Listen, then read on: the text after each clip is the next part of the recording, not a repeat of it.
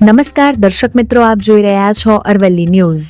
અરવલ્લી જિલ્લા પંચાયતની સામાન્ય સભા જિલ્લા પંચાયત પ્રમુખ અને જિલ્લા વિકાસ અધિકારીની અધ્યક્ષતામાં યોજાઈ હતી.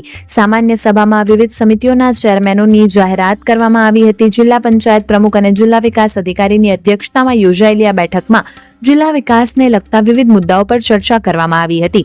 બેઠક દરમિયાન જિલ્લાના પંચાયતની વિવિધ સમિતિઓના ચેરમેનોની સત્તાવાર જાહેરાત કરવામાં આવી હતી. કારોબારી સમિતિના અધ્યક્ષ તરીકે ભીખુસિંહ પરમારની નિમણૂક કરવામાં આવી હતી, જ્યારે બાંધકામ સમિતિના ચેરમેન તરીકે રસિકભાઈ પટેલને જવાબદારી સોંપવામાં આવી હતી. શિક્ષણ સમિતિના ચેરમેન તરીકે નીલાબેન મોડિયાની પસંદગી કરવામાં આવી હતી, તેમજ આરોગ્ય સમિતિના ચેરમેન તરીકે રુચિબેન ડામોરની નિમણૂક કરવામાં આવી હતી.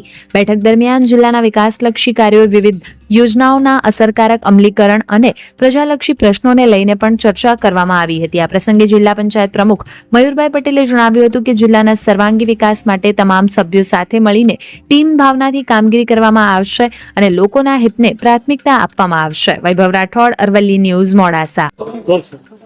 પ્રણામ, નમસ્તે, બધાને જય ભારત, વંદે માતરમ.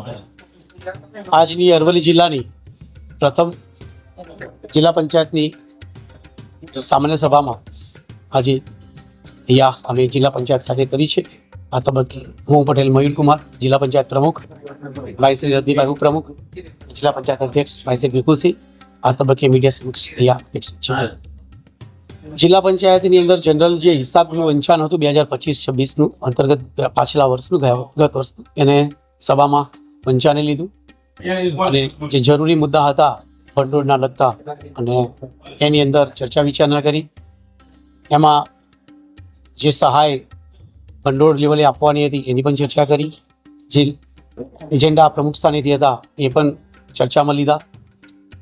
અને અત્યારે જિલ્લા પંચાયતમાં સાબરકાંઠામાંથી જુદા પડ્યા પછી અરવલ્લી જિલ્લા પંચાયત નવીન પંચાયત હોય એટલે મૂળ સ્વભંડોળ વર્ષોથી મળેલું નથી, કારણ કે વર્ષોથી પંચાયત એટલે એ વિષય ચર્ચાનો છે.